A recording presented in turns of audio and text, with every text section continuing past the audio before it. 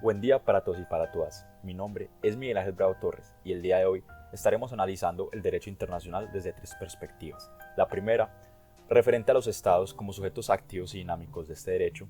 La segunda, referente a la soberanía estatal como este nuevo elemento que los configura.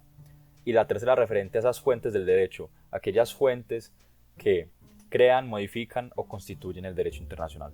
Podemos definir, en primer momento, al derecho internacional como aquel sistema de normas, de principios, que forman ese ordenamiento jurídico de la sociedad internacional contemporánea. En otras palabras, es este derecho encargado de regular las relaciones entre los diferentes estados que tienen una coexistencia en el marco internacional.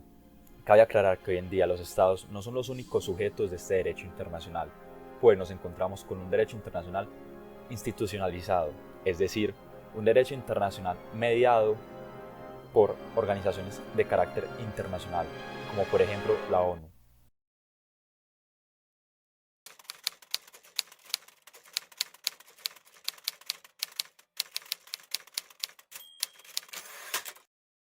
Y aunque el Estado sigue siendo aquel actor que se encuentra arriba en el tope de la pirámide, ya ha pasado de ser ese mero Estado existencial, ese mero Estado conformado por población, territorio y gobierno propio, a ser un Estado de carácter legitimado, un Estado atraído por los vientos de la libre determinación de los pueblos. Partiendo de estas observaciones, el Estado ya es algo más que un hecho, es un ente reconocido internacionalmente por otros estados y organizaciones que lo hacen real, que lo hacen efectivo, que hacen efectiva esa condición soberana del Estado.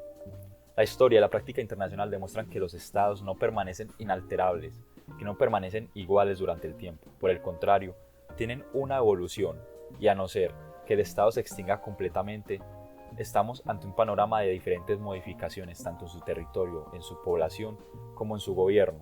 Por lo tanto, podemos analizar tres vías de nacimiento o extinción de los estados. Por un lado, tenemos al nacimiento con extinción. Por otro lado, tenemos el nacimiento de estados sin la extinción de ningún estado preexistente. Poner un ejemplo muy claro fue lo que pasó en la cesión de Panamá respecto de Colombia en 1903.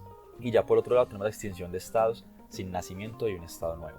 A partir de estas dinámicas mencionadas, a partir de este movimiento de los estados, de esta evolución, se manifiesta el reconocimiento de los estados, que se caracteriza por ser un acto libre y discrecional en un doble sentido. Por un lado, tenemos una observancia de normas imperativas de derecho internacional y por otro lado tenemos una verificación de los elementos del Estado en el sujeto reconocido. Poner un ejemplo, una práctica de las Naciones Unidas desde su Consejo de Seguridad es imponer ciertas restricciones o ciertos requisitos para reconocimiento de un Estado. Por lo tanto, en este punto empezamos a plantearnos cuál es el alcance real de estas organizaciones internacionales y, más importante aún, cuál es el alcance de sus prácticas referentes al reconocimiento de los Estados y cómo este reconocimiento se vuelve una práctica de carácter político, de carácter económico y mediado por diferentes influencias, posiciones e intereses. Por lo tanto, podemos hablar de un reconocimiento prematuro y de un encarecimiento del reconocimiento. Por un lado, el reconocimiento prematuro se puede explicar en el caso de la descolonización, que diferentes estados apoyaron y ayudaron a adelantar y afianzar esos nuevos nacimientos de diferentes estados a través de un reconocimiento. Por otro lado, tenemos el encarecimiento del reconocimiento que se da al contrario, es decir, cuando se ponen ciertos requisitos a un Estado. Por ejemplo, podemos recordar cuando se disolvió la Unión Soviética y a estos estados que se estaban formando se les estaban ejerciendo ciertos requisitos. Así, en conclusión, podemos decir que este reconocimiento provoca unos giros copérnicos en la calificación de las situaciones y en el estatuto de los implicados, tanto a nivel externo como a nivel interno, y nos plantea nuevamente cuestionamientos respecto a esas influencias internacionales y cómo el reconocimiento se vuelve una cuestión de poder, de intereses y de dinámicas. Yo me codeo con algunos de los hombres más viles y sádicos que se hacen llamar líderes en la actualidad. Pero algunos de esos hombres son los enemigos de tus enemigos. Y como el mayor traficante de armas del mundo es tu jefe, el presidente de Estados Unidos, que envía más mercancía en un día que yo en un año,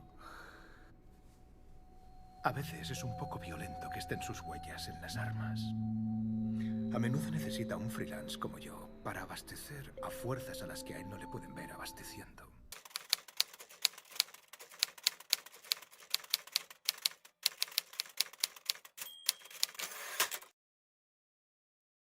Como veníamos mencionando anteriormente, hoy en día el Estado soberano, el Estado con ese elemento de soberanía, se configura como la unidad básica, la unidad indispensable del sistema internacional. Es el principal protagonista. La soberanía del Estado implica una capacidad para participar directamente en estas relaciones internacionales, bajo dos condiciones vitales. Estamos hablando de una condición de independencia y una condición de igualdad jurídica. Pese a las diferencias que puedan tener los estados en torno a su cultura, en torno a su economía, en torno a sus religiones o a sus políticas. En este orden de ideas, libre determinación y soberanía van de la mano. La soberanía es auténticamente popular. Es decir, ya no se trata únicamente de que el Estado elija su destino dentro de sí mismo, sino que ya también se trata de que esa elección sea de carácter libre para el pueblo. Sin embargo, hay que aclarar que esto no significa que estemos ante un derecho de separación, como se podría pensar, no. Por el contrario, esta oportunidad que brinda la soberanía y la libre determinación nos plantea escenarios muy valiosos de reivindicación de minorías, como ocurre en el caso colombiano, que los pueblos indígenas tienen su propio marco normativo dentro del Estado colombiano. Por lo tanto, en medio de esta coexistencia, esta pluralidad de entes soberanos, se manifiesta diferentes competencias que se le atribuyen a los estados. En un primer momento podemos tener unas competencias de carácter territorial y en un segundo momento unas competencias de carácter extraterritorial. En el carácter territorial tenemos que esta soberanía implica una inviolabilidad de fronteras y la obligación para los demás estados de cumplirlo. Por otro lado, cuando nos referimos a esas competencias de carácter extraterritorial, podemos referirnos a diferentes principios, como el principio de personalidad mediado por la nacionalidad, o el principio de universalidad, referente a la protección de estos intereses internacionales, como ha ocurrido en el caso de la piratería, que se habilita a un Estado para intervenir y judicializar a aquellas personas que estén incurriendo en esta práctica. Por lo tanto, en teoría, podríamos hablar de una igualdad soberana, podríamos hablar de una libre determinación de los pueblos, podríamos hablar de una existencia de cada uno de los estados en su ejercicio en el derecho internacional bajo parámetros de igualdad. Sin embargo, son palabras que se quedan en papel frente a la realidad que se vive hoy en día en el derecho internacional. Poniendo un ejemplo, Colombia, siendo un país del tercer mundo, se enfrenta a una desigualdad real que se manifiesta en programas, por ejemplo, de apoyo alimentario, porque Colombia no tiene la capacidad de proveer estos principios básicos de derecho internacional y por lo tanto tiene que ser mediado por otros entes, por otros organismos para su apoyo. A su vez podemos hablar de estas influencias que ejercen los organismos internacionales.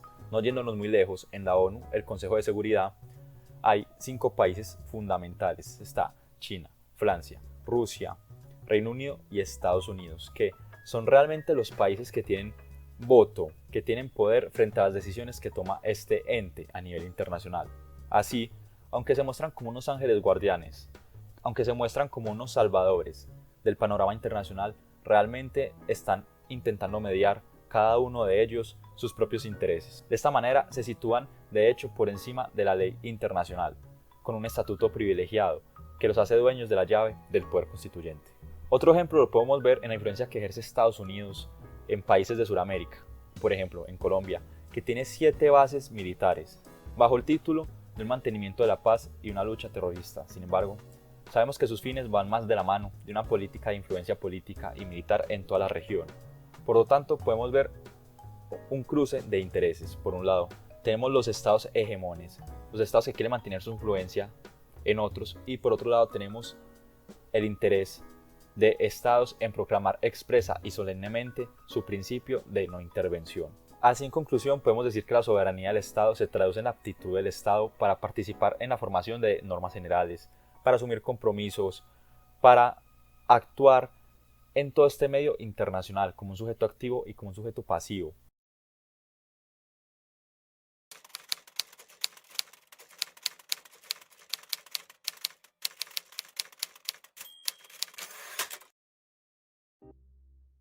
Recordando esa definición que tratábamos en un primer momento, surge una pregunta: ¿de dónde surge el derecho internacional?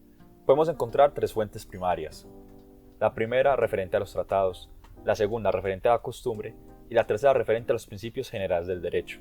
Y por otro lado tenemos los medios auxiliares que, si bien no crean derecho, permiten dar un apoyo para su interpretación. Y tenemos en este caso la jurisprudencia y la doctrina científica.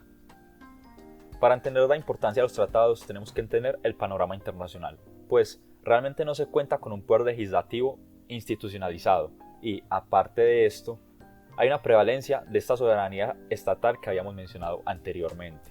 Por lo tanto, los tratados son este medio primordial de creación y de codificación de las normas internacionales. Así, en un primer momento podemos entender tratado internacional como ese acuerdo celebrado entre estados y regido por el derecho internacional. Y podemos dividir la celebración de tratados en cuatro etapas diferentes. La primera, referente al otorgamiento de los plenos poderes. La segunda, referente a la negociación. La tercera, referente a la manifestación de consentimiento. Y la cuarta, referente a la entrada en vigor. La primera, el otorgamiento de los plenos poderes, es una fase que se da al interior de los estados y es referente a que las autoridades nacionales de los estados que van a entrar a hablar en un tratado, que van a entrar a negociar en un tratado, designan a sus representantes, para luego así pasar a la segunda etapa, que ya ahora sí tiene que ver con la negociación. Esa negociación que consiste en la presentación de propuestas, de contrapropuestas, para llegar a un consenso común. Y así ya pasar a un tercer momento, que ya es cuando se manifiesta un consentimiento, que ya el estado negociador se transforma en una parte contratante. Por último, tenemos la entrada en vigor. La entrada en vigor de un tratado depende de la fecha que dispongan o acuerden los estados que han estado negociando, cuyo efecto o su consecuencia más lógica es que se producirán efectos jurídicos. Los tratados se rigen bajo la norma pacta sunt servanda, es decir, en pocas palabras, aquella norma que dicta una buena fe, una prevalencia de la buena fe durante la ejecución de un tratado, durante la puesta en vigor de un tratado, y es la seguridad jurídica que permite a las partes tener una verdad evidente y universalmente aceptada. Así, un tratado debe ser interpretado de buena fe de acuerdo a su contexto y teniendo en cuenta su objeto y su fin. Adicionalmente a estas etapas podemos encontrar la posibilidad de una enmienda de los tratados y también una modificación, de acuerdo a que haya un acuerdo entre las partes. Respecto al término final de los tratados, es decir, cuando ya deja de ser aplicable, podemos hablar de tres causas principales para ello, ya sean una nulidad, una terminación o una suspensión, aclarando en esta última que el tratado durante cierto tiempo deja de producir efectos jurídicos, pero sigue estando en vigor. Referente a otras fuentes, aclarando que ninguna tiene un valor por encima de la otra, nos encontramos con la costumbre internacional, que es esta expresión, es esta práctica seguida que ejercen los estados y que generalmente se acepta universalmente. De lo anterior podemos decir que tenemos por un lado un elemento material que se trata de esa repetición de acciones y por otro lado tenemos un elemento espiritual que es esa voluntad de los estados, esa convicción de los estados del derecho internacional para definir una práctica como una obligación jurídica. Y ya, llegando a la tercera fuente del derecho internacional, nos encontramos con los principios generales del derecho, que tienen dos procedencias. En primer momento tenemos una procedencia doméstica que surge a partir de los estados y en segundo momento tenemos una procedencia netamente internacional. Así, por ejemplo, en los principios que surgen desde los ordenamientos internos podemos destacar, por ejemplo, el principio de prohibición de abuso de derecho. Por otro lado, en los principios netamente internacionales podemos destacar el principio de la primicia del tratado internacional sobre la ley interna o el principio de la continuidad del Estado. Y así finalmente pasamos a los medios auxiliares, que, como se mencionaba en un principio de este análisis, si bien no crean derechos, son fundamentales para una correcta interpretación del derecho internacional. Y en primer momento podemos encontrar las decisiones judiciales o bien llamadas jurisprudencia, que tienen una función doble. Por un lado, es un elemento de interpretación para los tribunales y por otro, es un medio de prueba para la determinación de las diferentes reglas. Finalmente encontramos la doctrina científica, que no es otra cosa que, como su nombre lo indica, aquellos debates que se dan, aquellos acuerdos, aquellas resoluciones que se dan en un carácter académico a través de diferentes institutos científicos, de personas expertas en la materia y que permiten, al igual que la jurisprudencia, dar un marco de interpretación al derecho internacional. Así, en conclusión, este panorama de los estados, de sus dinámicas, de su soberanía, de sus derechos, de sus principios, de las fuentes de este derecho internacional no es otra cosa que un claro ejemplo de cómo se está en un perfeccionamiento constante de este derecho.